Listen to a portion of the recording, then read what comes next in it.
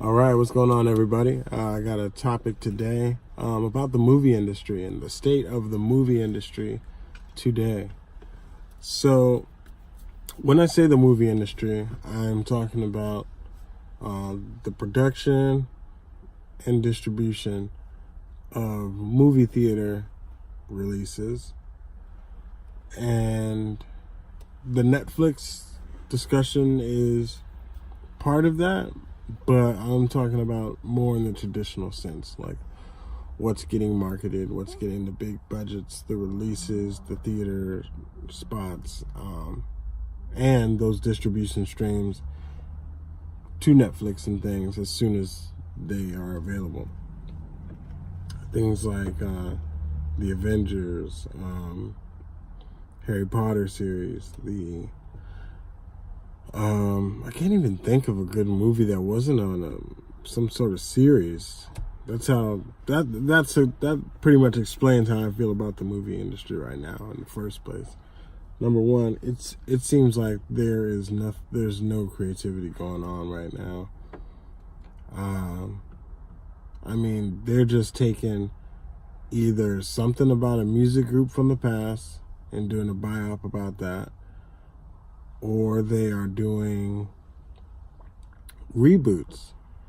And even with the music industry, they're doing bands that they know that can sell. Mark this video, I bet you there's going to be a Beatles movie soon, a Sonny and Cher movie soon, and what else? Maybe something like, I hope not, but like, things like that. Maybe no, they already got a Michael Jackson. I can't. And plus, Michael Jackson's not in favor right now because of this type of campaigning that I don't know the truth or answer behind, but I don't think that anybody's going to risk that being boycotted or something. So, but they're pretty much picking artists that they know that have songs that are popular and can sell. NWA, they're doing something. Oh, they're doing Motley Crue. Yeah, and I was just like, man, we just had Bohemian Rhapsody this year. We had, like, how many do they want to do? And then they're kind of redoing some other ones too, They're probably going to do a Snoop Dogg one or something along that, spin off of the Straight Outta Compton, So it's really just about getting behind things that they know can sell. And I think part of that is because maybe with piracy and theater sales plummeting, that they don't have any room for chances because they don't have a model of things that can just sell because they're good or they're creative or people are fans of the material. Even something that came out maybe 15 years ago, I don't think we have the creative wherewithal to produce anymore as an industry, movie industry. Things like even Adam Sandler Click or Superbad, I don't see those things like that coming out. So for me, I'm a fan of the film art form. From 1925, or even I even like that movie, Man on the Moon or something. That was a silent film from like super early 1900s. Thought it was pretty interesting and pretty trippy, and made me feel kind of weird about how people saw the future and things back then. It was really a magical kind of reference of human culture. So you got movies like that. You've got movies like The Wizard of Oz. You've got shows like I Love Lucy, a Desi Arnaz production, a musician and writer, and he can come up and tell the story and a bunch of stories because of his episodic storytelling ability, which was useful. And it's a biracial family, so that's awesome too. From the 30s. Or 50s or 40s. I don't know when I Love Lucy came out. I'm thinking the 30s though, but don't quote me on that. But the point is that film was always a lens to see what's going on in the world, and to exaggerate it, to tell the story, to capture it, and to move towards some things in the future or things that we can imagine. And definitely, you know, I don't want to bash too hard on the whole industry. You know, like, I hear that If Beale Street Could Talk was really good, and I know there was a few indie stunners the past few years. And there's always going to be indie stunners, but we're not getting blockbuster indie films anymore that are like, not indie in terms of how they're created, but just in terms of the idea or something, you know? Things like The Matrix, Superbad, comedies, coming-of-age tales, The American Dream, you know? Super good thrillers and detectives and noir genre. We're not getting those as much anymore.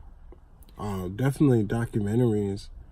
Netflix has helped have a resurgence of that. But I feel like documentaries have always been kind of a film festival circuit kind of thing. But yeah, I mean, I'm not to be a reshoot basher, but I gotta say, it's definitely getting over the top. I'm like 8 Avengers movies behind. You know, I only read the first 3 Harry Potter books, so everything after that, it was just like, you know, good for JK for sure. But I would like to see other books made at that same production, and other types of stories of mysticism, you know. I just want to see. I would like to see more risks. That's what it comes down to. Things like Dumb and Dumber, you know, a $2 million budgeted movie with a script like that. You know, I thought it was great. Movie magic, you know. There's the term for a reason, and you can like kind of spruce up any sort of writing, any sort of story with adding good creative elements behind the whole thing. And a lot of that may have to do with the writer strikes of the mid-2000s. I know definitely the television industry. That's why I remember when I was a kid, there was nowhere near as much reality TV as there is now. In all forms. There was the reality of reality TV. Things like Big Brother, The Real World, Road Rules, Survivor, and things were options. There was definitely still docuseries on appropriate channels, crime stories, Hollywood, you know, Talk Soup was an old thing. We also had things like Ricky Lake and talk show TV stuff. But those were high production, a lot of those that I named. But in terms of just this super reality TV existence we have now, Love and Hip Hop, everything has kind of like a story, Keeping Up with the Kardashians kind of thing. I think that shift really started coming because the industry felt like they had to make a cut in something, and they started with the writers because all the sales were just dwindling. And then if you don't have good writers and you don't splurge on your writers, you don't get to make content like Friends.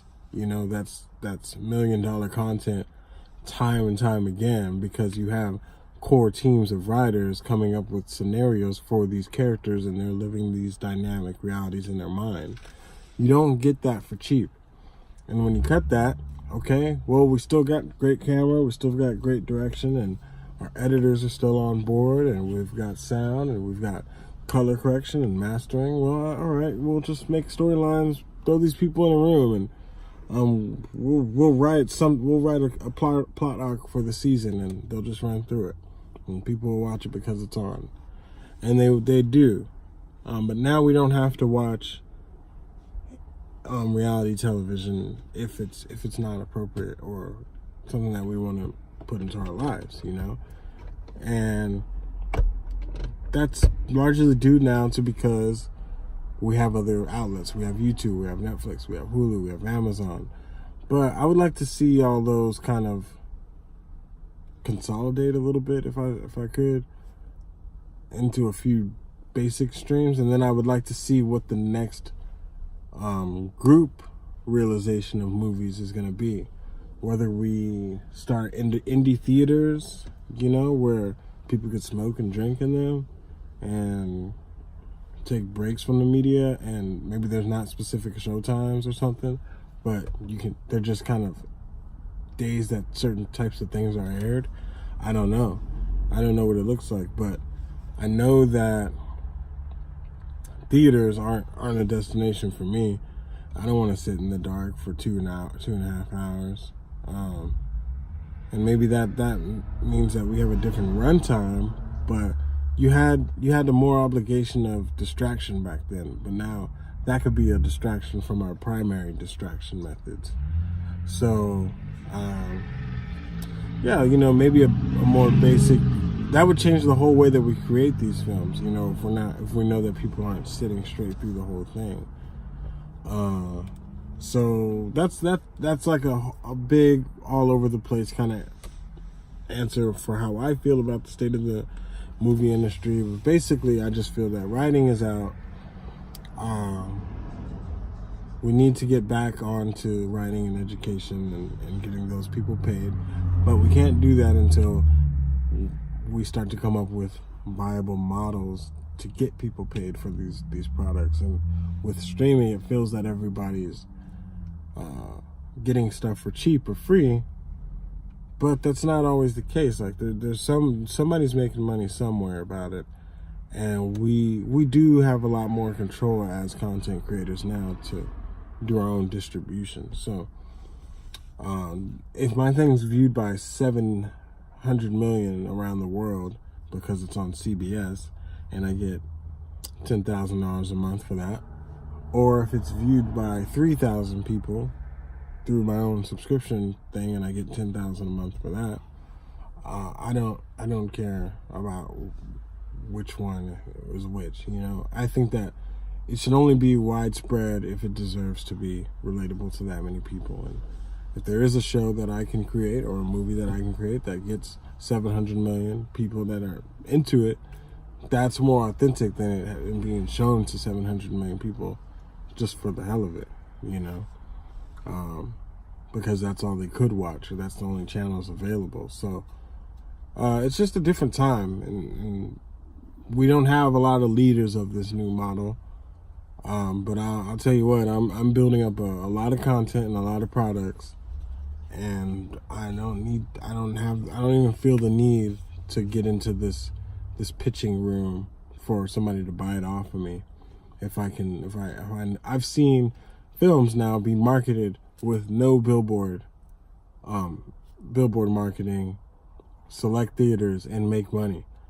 So having the confidence to do that, and if I can incentivize theaters to work with me to host a special kind of day that attracts a bigger crowd than what they would normally do on a Saturday, and it's more fun and more controlled, you know, that's where I'm thinking. I'm thinking of trying to take over these theaters or the theater model and bringing it to something a little bit more healthy and sustainable and social and new and fresh, where people feel like they want to spend a couple hours there.